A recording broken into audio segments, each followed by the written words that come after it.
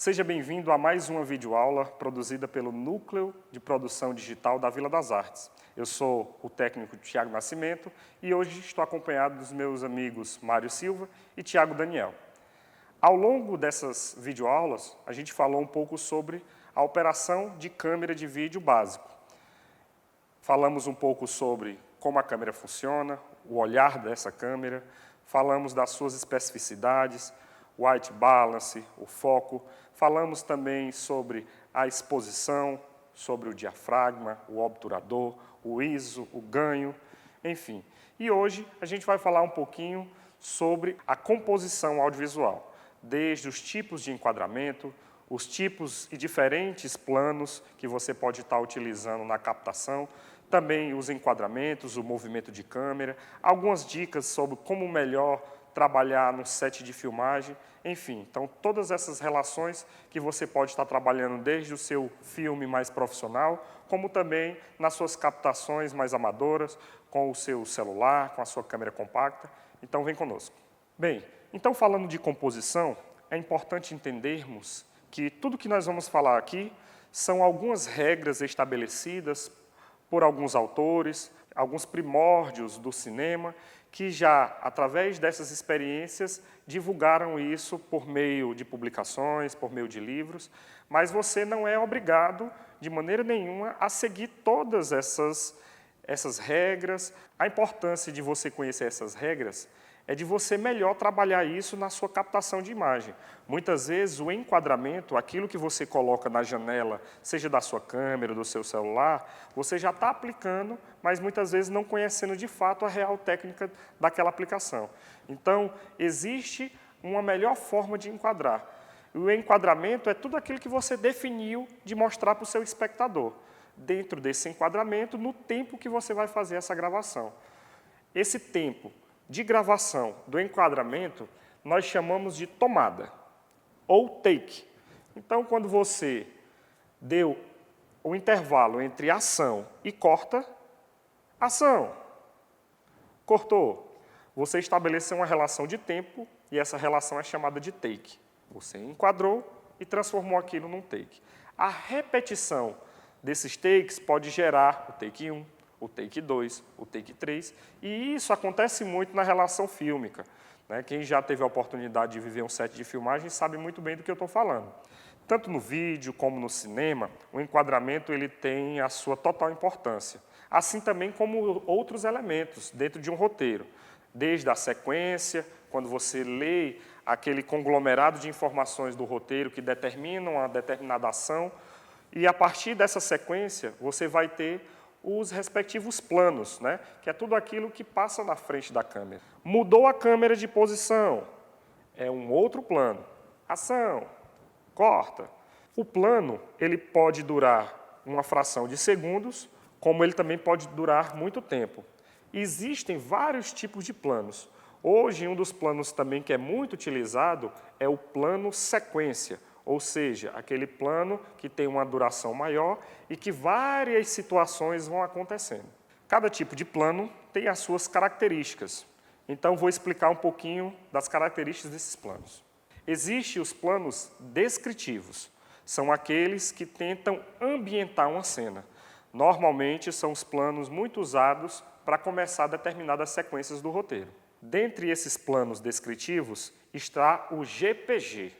É chamado de grande plano geral.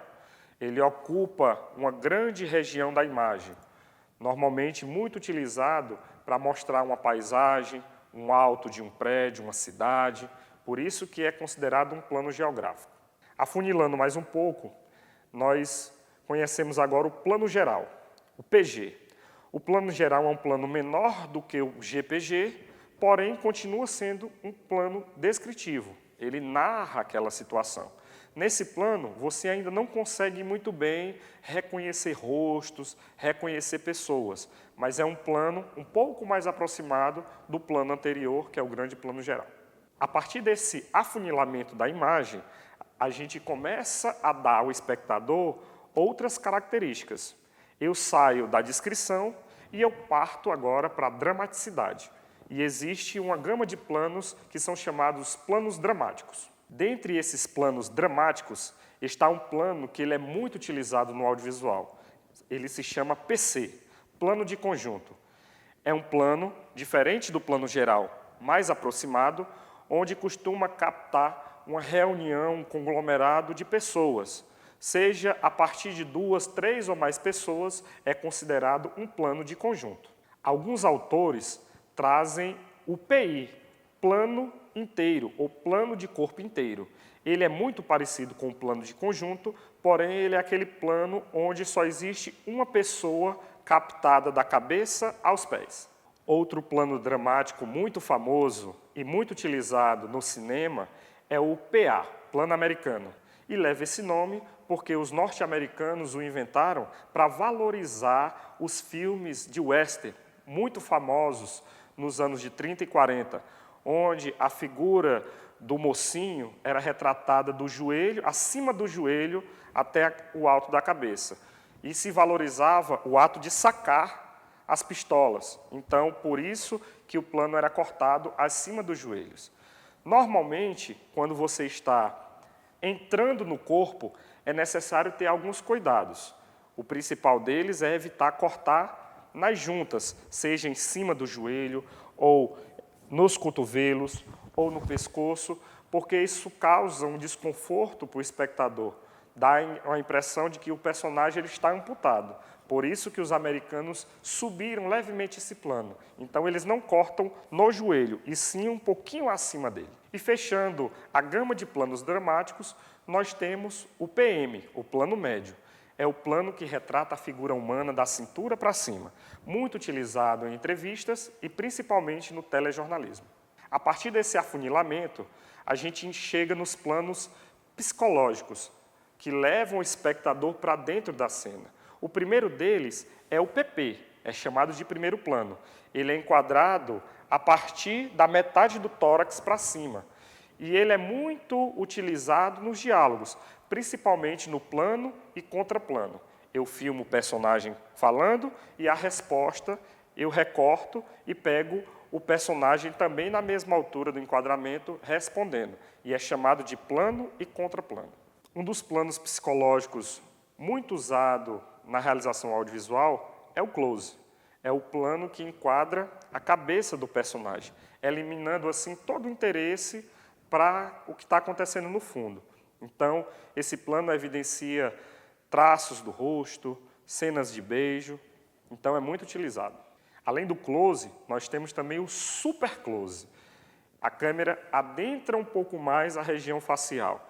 Então, muitas vezes são detalhes dos olhos, detalhes da boca, essa região entre queixo e olhar. Então, quando a câmera sai da cabeça como um todo e adentra um pouco mais, é chamado de super close ou big close. E, por último, nós temos o plano de detalhe. O plano de detalhe, às vezes, ele pode ser confundido também com o super close, mas o plano de detalhe, ele evidencia elementos fora do rosto, como, por exemplo, numa entrevista, onde a pessoa gesticula muito, você fazer um plano de detalhe das mãos, ou fazer o plano de detalhe de um determinado objeto. Então, o super close é na região do rosto e fora do rosto, sendo mãos, membros ou objetos, é plano de detalhe. Dentro da composição, nós temos também um elemento primordial dentro da linguagem audiovisual, que é a angulação. A angulação nada mais é do que a forma com que você aponta a sua câmera. Existem 3 principais tipos de ângulos. O ângulo normal, que costuma filmar ou gravar o personagem na altura dos olhos, dando a ele um sinal de igualdade, de o espectador olhar na mesma altura. Você também pode optar por filmar de cima para baixo. Quando você filma uma determinada situação de cima para baixo, você causa ao espectador uma sensação de superioridade. Você bota o espectador na posição de superioridade e aquilo que está sendo retratado na situação de inferioridade. Esse plano, no audiovisual, ele é chamado de plongée. Ele vem do francês, que traduzindo se chama mergulho, de cima para baixo. E da mesma forma, se eu pegar a câmera e filmar um elemento ou uma situação de baixo para cima, eu vou estar gerando o espectador uma outra situação, que é tornando o espectador inferior e o personagem superior, evidenciando o personagem. E isso é chamado de contre-plongée, de baixo para cima. A partir do enquadramento, dos planos e também da angulação, nós também podemos utilizar uma regra muito famosa no audiovisual e na fotografia, que é a regra dos terços. Ou seja, eu divido a imagem com duas linhas verticais e duas linhas horizontais, formando uma grade. Os pontos que antecedem essas linhas são chamados de pontos de ouro. São os pontos em que, fisicamente falando, é o ponto de interesse do olhar do espectador. Então, na imagem seguinte, você vai ver que o ponto marcado como número 1 é aquele ponto em que o espectador tende a olhar com mais frequência. E, a partir disso, os outros pontos se enumeram. Ponto número 1, ponto número 2, número 3 e número 4. Se você optar por colocar o seu personagem no ponto 1 e no ponto 2, você vai estabelecer na captação uma relação de maior interesse para o espectador. Então, pode ser muito favorável se utilizar dessa regra. Vale também salientar que, a partir do momento em que eu determino o meu campo de visão, eu estou estabelecendo um eixo. Então, eu estou filmando vocês desse lado para o lado onde vocês estão. A partir da frente da minha câmera, num raio de 180 graus, tudo aquilo que a câmera está enxergando é o campo de visão. O extracampo é tudo aquilo que fica por trás da câmera. Então, eu tenho que ter muito cuidado para não quebrar esse eixo. Então, por exemplo, se eu estou filmando um carro, que ele vai entrar no meu enquadramento da esquerda para a direita, no plano seguinte, se eu evidenciar que esse carro continua na mesma direção, é importante que eu respeite o sentido que o carro vai entrar no enquadramento, da esquerda para a direita. Se o carro, ele, em algum momento, eu registrar da direita para a esquerda, e eu quiser evidenciar que o carro continua indo, eu estou quebrando o eixo. O interessante é fazer o contrário. Caso a minha intenção é que esse carro, eu demonstre ao espectador que ele esteja voltando, aí eu estarei fazendo a coisa certa. Lembrando que o cinema e o vídeo, ele é a fotografia ou os frames em movimento. Então, a câmera tanto pode trabalhar de forma fixa, mas também ela pode se movimentar. Então, existem algumas regras de movimentos que nos auxiliam a evidenciar determinadas situações. Esses movimentos, eles são divididos em 3 situações. O movimento primário, que é aquele movimento onde o personagem ou o sujeito se aproxima da câmera. Nós temos o movimento secundário, que no caso a câmera vai se aproximar do personagem, ou a lente utilizada, se eu tiver com uma lente zoom, que é a lente que sai, por exemplo, de uma grande angular até uma teleobjetiva, ela sai de um campo de visão mais aberto até um campo de visão mais fechado. Esse é um movimento secundário. E existe o movimento terciário, que é aquele movimento muitas vezes utilizado na pós-produção, onde o editor de imagem vai selecionar dentro da imagem um determinado local para fechar essa imagem, para abrir essa imagem, enfim. Então, esse é um movimento terciário. Com relação ao movimento de câmera, é importante que ele se justifique, principalmente se tratando de uma obra audiovisual. Não é interessante eu sair movimentando a câmera sem uma proposta definida. Se esse movimento tem uma relação com o meu roteiro, ótimo. Se eu estou criando algo diferente, também. E existem algumas situações em que os autores sugerem um tipo de movimentação. Um dos principais movimentos, e mais conhecido, se chama o movimento panorâmico, a tão conhecida pan. A pan pode acontecer da câmera saindo da esquerda para a direita, ou da direita para a esquerda. Você pode fazer com a câmera na mão ou usando também um suporte, um tripé.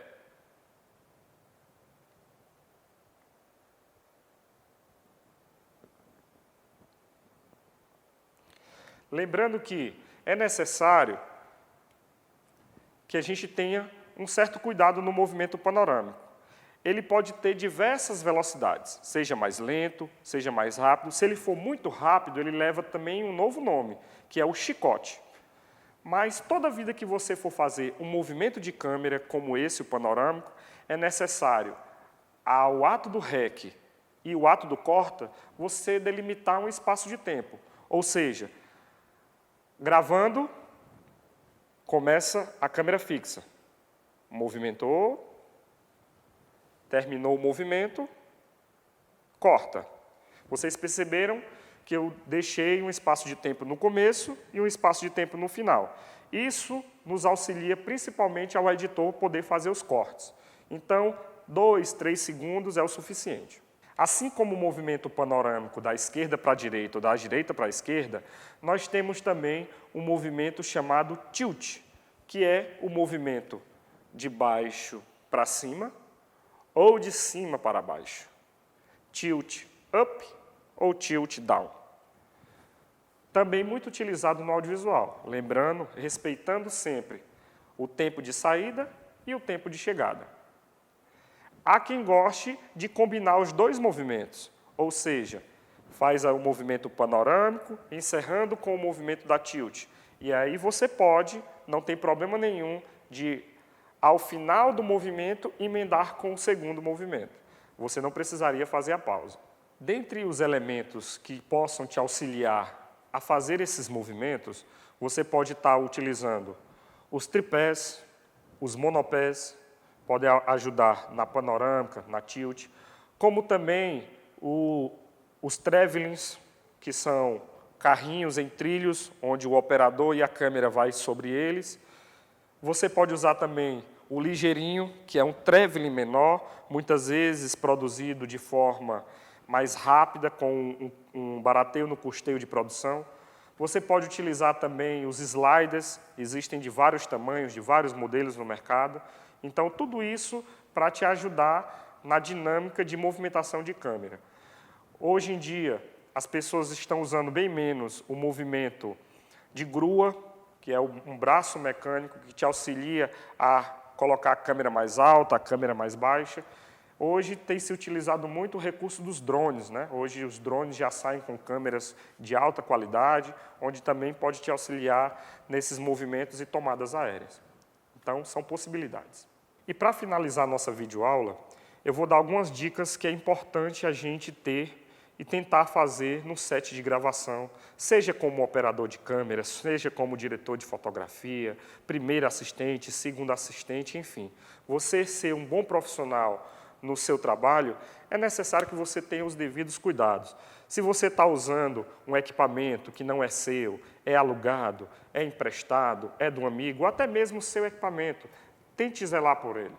Faça sempre a limpeza, usando os materiais necessários, fuc-fuc, flanela levemente úmida, uma boa flanela de microfibra, enfim, pincéis.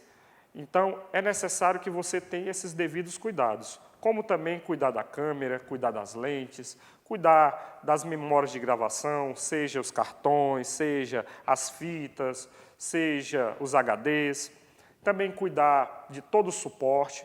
Muitas vezes, numa relação audiovisual mais profissional, você tem outros profissionais que te ajudam, como, por exemplo, o pessoal da maquinária, que é quem cuida de todo o suporte, os tripés, ou os traveling.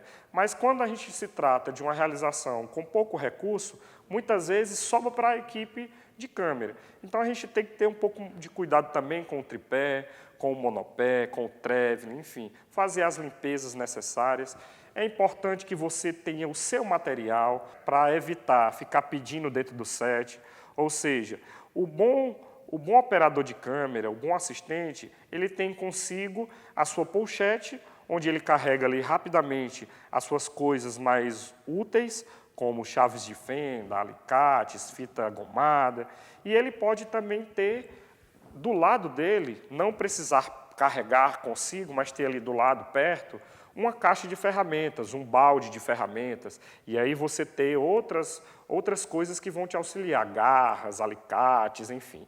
Então é sempre bom você ter as suas coisas e não ficar dependendo dos outros.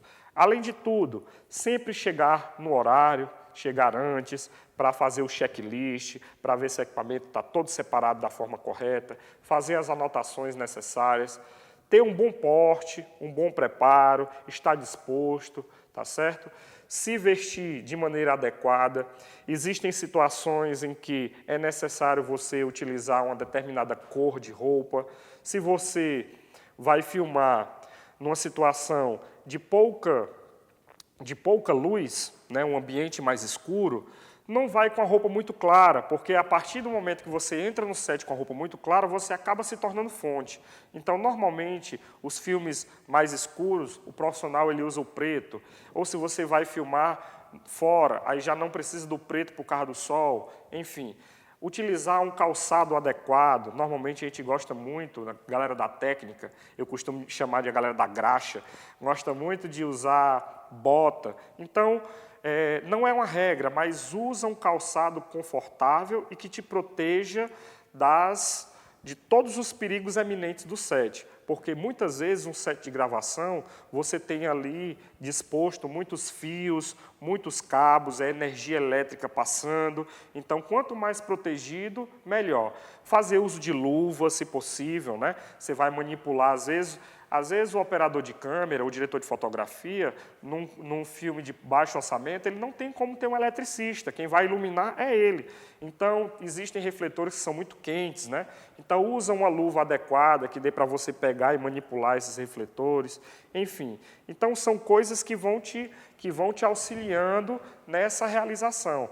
E também a vontade de fazer, né? Você tem que estar disposto, como eu falei. Existem muitos outros equipamentos em que você, muitas vezes pode ser que não tenha à disposição, mas é necessário também, para fazer uma obra audiovisual, você precisa ter a criatividade. Se utilizar dos recursos que está na mão e ser criativo. E não ter medo de errar e repetir. Eu acho que é com os erros e a repetição que você vai chegando na perfeição. Tá certo? Estamos encerrando assim a nossa quarta e última videoaula do curso básico em operação de câmera de vídeo.